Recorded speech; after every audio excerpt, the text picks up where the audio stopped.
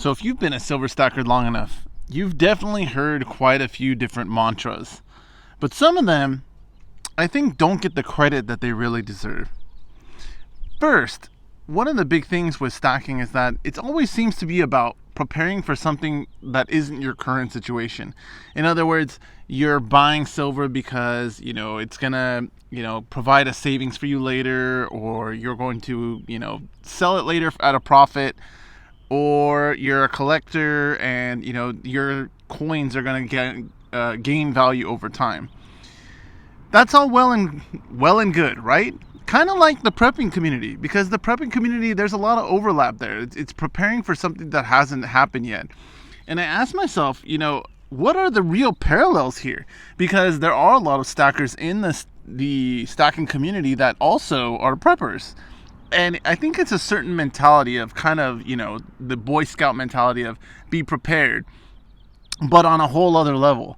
And the interesting part to me is, like, I look at this and I ask myself, like, for example, during the pandemic, which, different states were different. And again, I'm not trying to get into the whole, like, good Lord, the pandemic. But as a prepper, did any preppers use any of their prep stuff during the pandemic? For example, again, I'm here in California, and, we did have lockdowns. We did have, where, only certain things were open, and, after a certain time, you really weren't supposed to be out, and different things like that. Now, that, again, that's 10 other whole hour-long videos, that we can discuss. But with regard to that, there was a lot of panic buying and things like that. And I asked myself, if you were a prepper, like a real prepper during that time, was this kind of like, well, you know what? This is a good dress rehearsal for me to use my stuff, to really test out my skills and see, just how long could I get, how far could I get without, going to the market or, using the mainstream stuff. What better dress rehearsal could you ask for? And it's interesting because, like, I think about that and I think back to, like, silver stackers. How many stackers do you see or hear that say that they're going to pass their stack down, to the kids? Oh, I'm saving for my kid. I'm saving for, it's going to go to my family. But then I sit there and I ask myself, like, think about, your family. Like, you think about your kids, if you have kids, or, like, your relatives' kids and things like that. Ask yourself, like, if they came into a large amount of money, let's say, large is different to different people, but let's say you're 21 and you come into $10,000, $20,000. Now, I'm sure there's a lot of people out there that would say that, hey, that's not a big deal. My kid's going to be fine. My kid's, responsible. They understand silver. They're going to do what's rational, all of that. Okay, maybe.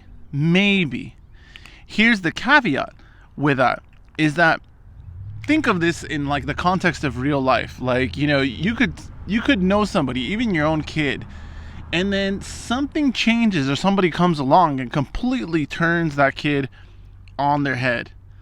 For example, like, let's say they get a girlfriend that it's just like, hey, you got that money, let's go spend it, let's go get you a car, like, you should be buying crypto, you should be doing whatever.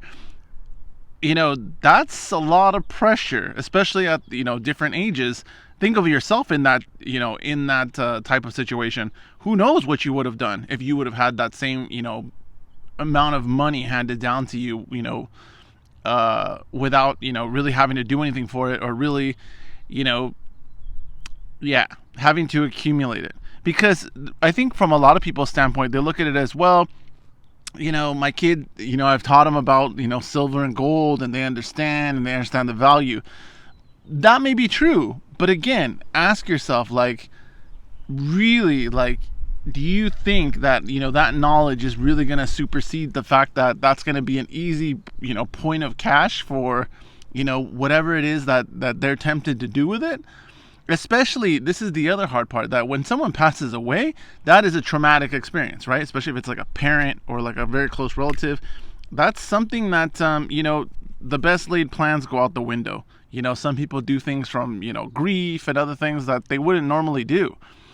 These are the kind of things that I sit there and think about, because, again, Same thing with like, preppers and preppers.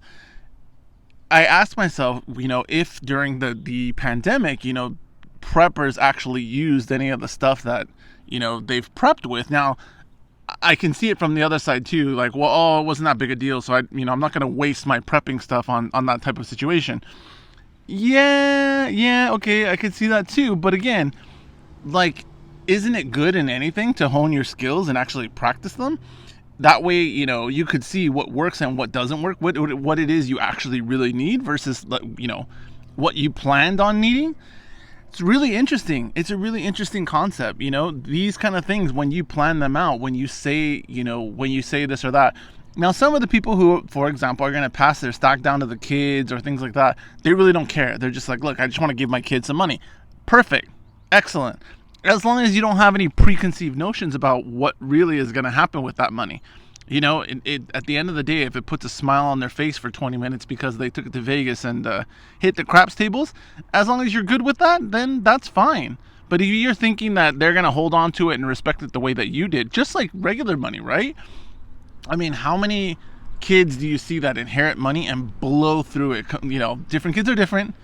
But how many times do you see that or hear about that? Like, hey, they tried to give you the leg up and, you squandered it. The same can happen with this stuff just as easily. In fact, I mean, again, depending on how educated your kid is on, or even your family on what it actually is, again, now some people have said that they'll leave a manifest of what's what so that, their kids or their family understand like what the differences in their stock is. That's smart. Because at the end of the day, even if they're going to liquidate, at least they'll have a general idea, of hey, don't just, walk into the pawn shop or gold and silver and go ahead and, get below spot for it.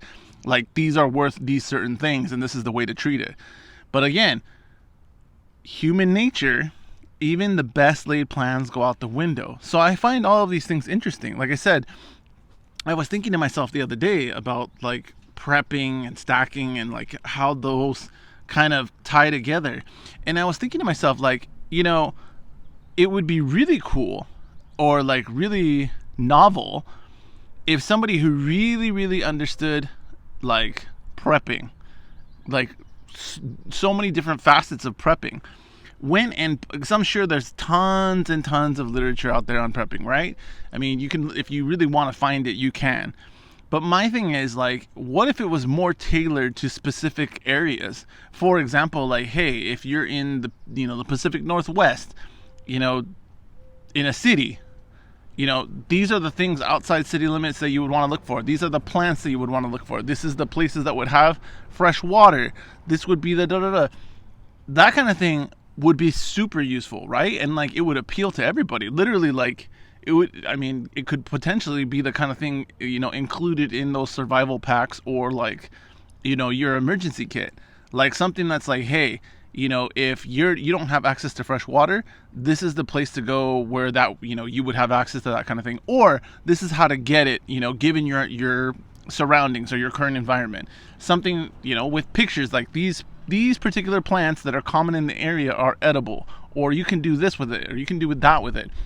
As opposed to like a very general, like, hey, these are the things you want to look for. Because the reality is that we all know if there is really an SHTF, like, 95% of the population is going to go bye-bye. I mean, that's just kind of, it is what it is. I mean, there's so many various reasons why that's going to happen. But I mean, the fight over scarce resources is going to be probably the number one. The hard part with it is that, again, looking forward, like, if you are a prepper or, you've been prepping for quite a while, do you take advantage of these, like I said, dress rehearsals like the pandemic?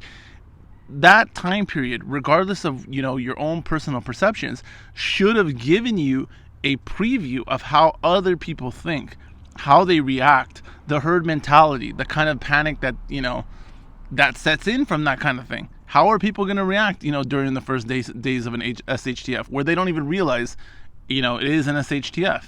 And then, again, I mean, even more pertinent, your own personal skills and the utility of all the stuff that you've accumulated.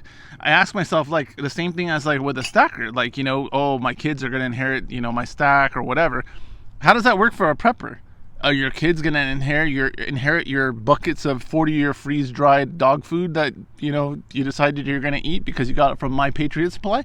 Whatever it is, right? Like, what are they gonna do with that stuff? They're like, you spent tens of thousands of dollars, hundreds of thousands of dollars on your prepping, and at the end of the day, your kids are just like, you know what? I'm moving to New York and I'm trashing your prep crap. Dad passed away. We got rid of all his crap because he was on borderline nut prepper. This is the kind of thing that, you got to think through. Again, the people that you're surrounded with, is this really for you, or is it to take care of like your family and everybody aligned with you? These are crazy things to think about, but really ask yourself, because again, you're putting your hard-earned money into it, right? Prepping's not cheap, right? You got to get guns, ammo, food, water, shelter, everything in between, information. So like, if you're putting all of those things into it, all of that time, all of that effort, all of that money, shouldn't you be getting, shouldn't you have a return either way, whether you live to see the SHTF or whether, someone else does in your, immediate circle? It's crazy. It's crazy to think about, but that's the thing. I wonder if you're a prepper, if there's a level of diminishing returns. In other words, you have so much, you've prepared for so many different scenarios that it's just like, you're not gaining any more utility from it.